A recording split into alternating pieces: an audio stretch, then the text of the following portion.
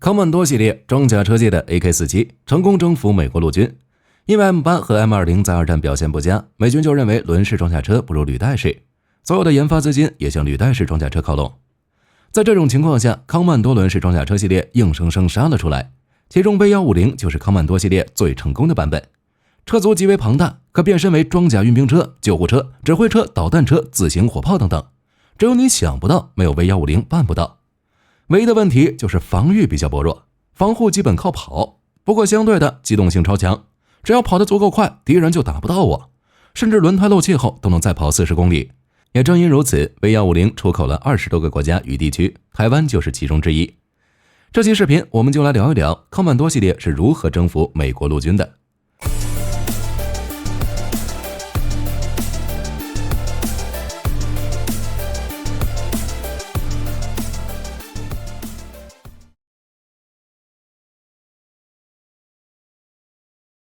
V150 是凯迪拉克公司在 V100、V200 的基础上研制的装甲车，于1971年10月推出。台湾在20世纪80年代引进了300余辆，主要装备机械化步兵师的装甲步兵战斗群与独立装甲旅的装甲步兵营，也装备宪兵部队，特点就是跑得快，车族庞大。V150 的体型较小，重量较轻，并且底盘高，机动速度快，可以快速投送兵力。火力军上面就说了， V150 的防护基本靠跑，防护稍微有些弱，其车体为高硬度合金钢，可在各个角度防止小型武器射击和炮弹碎片。装甲的倾斜角度也有助于防止枪弹和地雷爆炸穿透装甲，但是如果被炮弹正面击中，估计 V150 马上就会倒地不起。不过只要跑得足够快就没问题了。凯迪拉克公司在研究 V150 的时候，大部分零件都是标准的军用汽车部件，比如发动机、传动装置、车桥等，这就意味着价格不高，性能也不差。V150 的尺寸与 V100 类似，所以其早期型号与 V100 使用的发动机一样，都是克莱斯勒 V8 汽油发动机和3速变速器，公路最大速度为每小时 88.5 公里。1982年，凯迪拉克开发了康明斯改进型 V6 柴油机，装用该发动机后， V150 的战斗行程提高到800公里，从零加速到时速32公里仅需要9秒。不过具体的性能还要取决于客户选择的武器选项和发动机类型，在公路行驶的最高速度可以达到每小时100公里。V150 装甲车的轮胎被枪打或利器扎破之后，不用担心漏气和趴窝，漏气之后都能再跑40公里。而且康曼多系列的装甲车都能水陆两用，水上行驶时靠车轮划水，只是水上速度稍慢，时速5公里，还没有火力军跑得快。不过这点无伤大雅，美国陆军看上康曼多系列的原因可不是速度，而是一车多型，车族庞大， V150 就是其中佼佼者。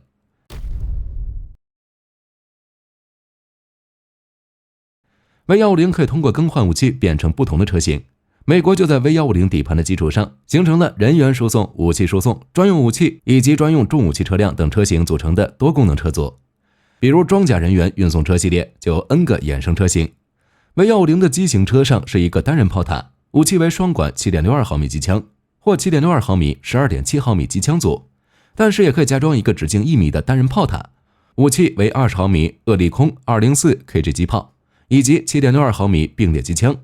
也是可以配备厄利空 204kg 机炮的双人炮塔，或者麦道公司的 M242 式25毫米链式炮。再猛一点也不是不行，可以在 V150 单人炮塔的左边装一个 MK19 式40毫米榴弹发射器。以上这些还只是装甲人员输送车系列，主要用于战场兵力机动，火力稍微不足，很难有效支援步兵作战，所以凯迪拉克就在 V150 的底盘上加上了火炮，比如 L23A1 式76毫米火炮以及90毫米的科克里尔 MK3 火炮，也可以选择一门 M29 式81毫米迫击炮。如果想要反装甲力量，也可以安装休斯公司的陶式导弹发射器。V150 变成陶式导弹发射车之后，可以装载7枚导弹。除了火力支援、运兵， V150 也还有防空、指挥、救援等系列。比如1981年为沙特阿拉伯投产的 V150， 就在机型车上安装了与 M167 火神炮一样的高射炮，直接原地化身自行高炮。如果在 V150 机型车的车顶开口处加装一个固定的装甲顶舱，再往车内配备地图板、桌子和附加的通信设备， V150 就变成一个指挥车。此外， V150 装备有重型绞盘，通过加高车体扩大空间就可以变成救援车。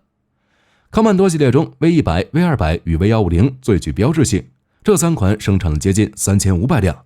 而最成功的版本就是 V150， 3500辆之中至少有2/3是 V150。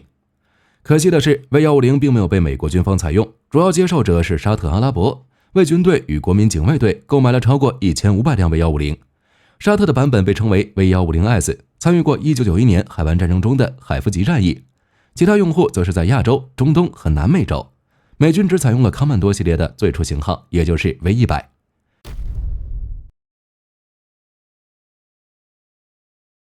在冷战期间，其实美军很排斥轮式装甲车。谦虚点说 ，M8 轻型装甲车和 M20 多用途装甲车在二战的表现有些不尽如人意，所以美国陆军对这种轮式车辆的用途产生了怀疑，认为全履带式的装甲车在广泛的地形和任务更有用。在韩战期间，美国陆军只在后方地区的安全行动中使用了少量的 M8 和 M20。韩战结束后不久，美国陆军就退役了所有剩余的 M8 和 M20， 只有少量的 M8 和 M20 在美国陆军国民警卫队中继续存在了数年。在最后一辆二战时期的 M8 轻型装甲车退役后，轮式装甲车这个词就不再被美国军队使用了。只是需求来了，谁也挡不住。尽管在战后不久，美国陆军普遍厌恶轮式装甲车，仍有一些关于此类车辆的研究和开发项目在进行，但没有任何一个项目离开过绘图板。然而，事情在20世纪50年代中期开始发生变化，美国卷入了越南战争。美国政府支持南越，而南越军队需要一种新的轮式自动步兵车来保卫车组人员。越南的地形形状比较独特，北部地区基本上以山地为主，南部地区湖泊、河网密集。这样的地形条件不是装甲部队的理想战场，法军和美军也都曾经尝试过让坦克部队参战，但经过实践证明，坦克部队在越南战场上根本发挥不了它的优势，起到的作用极其有限。相比之下，轮式装甲车在公路行进的效果更好。当时南越军队在使用的是 M8 来保卫车组成员。法国军队在1956年离开该地区时留下了一些这样的车辆，只是美国陆军的库存中没有轮式装甲车，甚至没有任何正在开发的装甲车。时间太过紧张，只能找一些符合要求的商业现货。巧的是，此时凯迪拉克公司已经开发并制造了一个4×4轮式步兵战车的原型，该公司将其命名为 V100 突击队员。就美国陆军而言，这完全符合南越军队的要求。V100 的2辆原型车最早于1963年9月部署到越南南部进行测试，供美国陆军宪兵、美国空军、美国海军陆战队以及南越陆军使用。V100 的车体是专门设计的，但为了降低成本，很多都是采用现有的民用和军事部件。对于凯迪拉克而言， V100 并不是像 M8 那样的侦察车，而是为了第三世界军队提供安全运输的装甲车。对于这些国家而言，全履带式的装甲车太贵，维护也更麻烦。最开始的时候 ，V100 只是给南越军队使用，并于1965年正式进入服役。也就是在这一年，美国向越南战争投入了地面作战部队。在此之前，美国只有军事顾问，原则上他们不会参与战斗行动。1965年到达南越的支援部队中，包括美国陆军军事警察，任务是守卫美军的补给车队。在执行任务的过程中，美军观察到南越军队使用 V100 取得的成功，于是，在1967年中期借用6辆进行测试。到1968年，美国陆军购买自己的 V100， 并取名为 M706。凯迪拉克公司研制的 V100 装甲车是一种非常有特色的2栖装甲车辆，这种车型可以为步兵提供可靠的火力支援。该车配备4轮驱动，使用类似于 M35 系列卡车使用的车轴，发动机是汽油动力的克莱斯勒 V8， 与 M13 装甲运兵车的早期汽油型号相同。5速手动变速箱使其能够穿越相对崎岖的地形，最大行程为643公里。在水中行驶时 ，V100 的行驶速度为每小时5公里，采用凯迪拉克的越野车底盘，技术相对成熟，整体可靠，维修方便。V100 子型号也很多，包括装甲人员输送车、反坦克车、消防车、救护车和自行火炮等等，扮演的角色很广泛。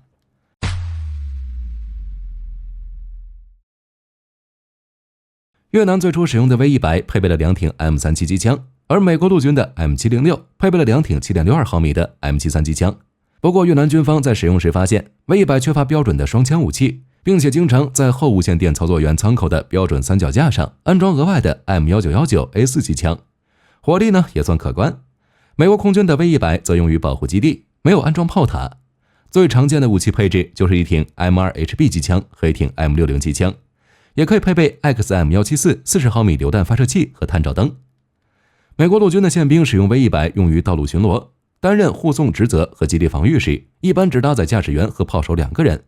武器则是2个或者3个。位于顶部的 M2 重机枪或 M60 通用机枪。此外 V100 也能用于特警队，洛杉矶警察就一直使用2辆 V100 执行高风险的逮捕行动。洛杉矶警察局开创了第一个特种武器和战术部队，并首次使用 V100 作为执法车辆。洛杉矶警察局没有为这些车辆配备枪支，而是安装了一个 3.0 米的工程锤，主要用来撞门。目前洛杉矶警察局已经退役了 V100 车辆，最后一次部署时间为1997年。当然，作为陆战的多面手，那就得靠着家族兄弟多，凯迪拉克 V100 也不例外。在10几年的发展过程中，该型装甲车主要衍生出 V100、V200、V150、V300、V600 等多个版本。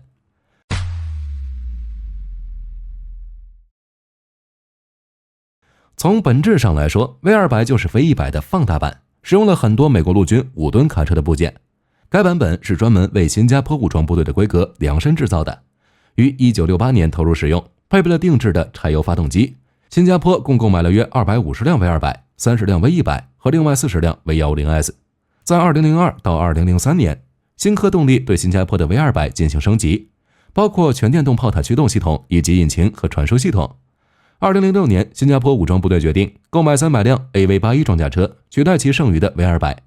直到2015年，新加坡的 V200 正式退役，50架 V200 由新加坡空军操作，用于基地安全，并在炮塔支架上装备了瑞典的 RBS70 或厄利孔20毫米机炮，与 FN MAG 7.62毫米通用机枪用于自卫。目前尚不清楚这些是否也在2015年退役。V150 装甲车实际上是在 V200 出厂后才生产，是基于 V200 研发的，但有一定的 V100 的特征，属于 V100 与 V200 混合变种，也是康曼多系列最成功的一款。V300 则是一款6x6的装甲车，可以搭载重型武器。20世纪70年代，凯迪拉克为满足美军需求搞了 V300，80年代初研发成功，曾经相当有名，可惜美军没要，只能出口，如今仅列装于菲律宾。不过让火力军觉得意外的是，菲律宾升级 V300 竟然不找美国，而是找印度帮忙。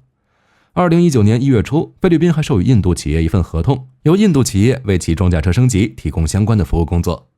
按合同的内容，印度将为菲律宾军方的轻型装甲车提供系统升级服务，包括 V150 装甲车、V300 装甲车，具体内容包括改进和修理有人炮塔、维修机械及电气系统等，涉及金额大约为1356万美元。与之前的 V100、V150 一样， V300 也相当有特色，其战斗权重接近于15吨，由多款车型组成，主要是武器不同，安装从 7.62 毫米机枪到90毫米火炮。在菲律宾 ，V300 主要是作为火力支援车，配备90毫米可可里尔线膛炮。2017年时 ，V300 装甲车被投入到实战当中，表现相当让人意外。菲律宾直接在战场上开挂，在 V300 上面安装了硬直板防御火箭筒攻击，这有点可笑，实为无奈的办法。这款装甲车在设计上轻防护，仅能防御 7.62 毫米机枪弹的打击，只能想办法加强防护了。当时被挂到车体上的东西可不止硬直板，还包括木材等等。为了提高防御效果，木质装甲被安装在与车体保持一致距离的位置。木板有足够厚度，反坦克火箭主推榴弹的弹头击中木质装甲后会爆炸，并点燃木质装甲。不过在接触到车辆表面之前就会耗尽热量，这样车体就能受到保护。虽然操作有点花，但是效果的确还不错。一辆 V300 的装甲车在作战过程中受到一枚 RPG 火箭弹的打击，火箭弹击中炮塔侧面薄弱的装甲，结果炮塔外面绑了多层硬纸板，使火箭弹没有能够有效击穿装甲，只造成1名成员受伤，并未击毁战车。不过木质装甲无法抵挡动能反坦克弹药，现代的穿甲弹使用钨芯或贫铀弹头，高速穿过木板时就像高温刀具穿过奶油一样容易，可以轻松突破木质装甲防护，击中车体本身。幸运的是，这类反坦克武器通常装备在发达国家的标准坦克上，而活跃在菲律宾境内的武装分子还没有这样的现代化装备。最后的 V600 则是一种比 V300 更重的 6x6 装甲车，也是重型武器的载体。主要的车型配备了105毫米炮塔，在射击试验中非常成功，可以在任意角度开炮，包括炮塔与车辆中心线呈90度角的情况。只可惜从来没有量产过。1999年，美国陆军旅级战斗队考虑同时接纳 V300 和 V600， 结果被选中的却是 M1117， 因此从2000年开始 ，V300 和 V600 就停止销售。总的来说，康曼多系列主要有3个标志性型号 ：V100、V150 和 V200， 主打一车多型。其他国家在使用中可以根据自己的需求进行改装。只是作为生产国，美国从越南战场撤离之后，康曼多系列就逐渐从美军中退役。在1990年代，美军中的科曼多系列就逐渐被衍生的 M17装甲车所取代。好了，这期视频到这儿就结束了。各位觉得 V150在现代战场还能发挥什么作用？可以在视频下方留言，大家一起讨论。我是火力军，下期见。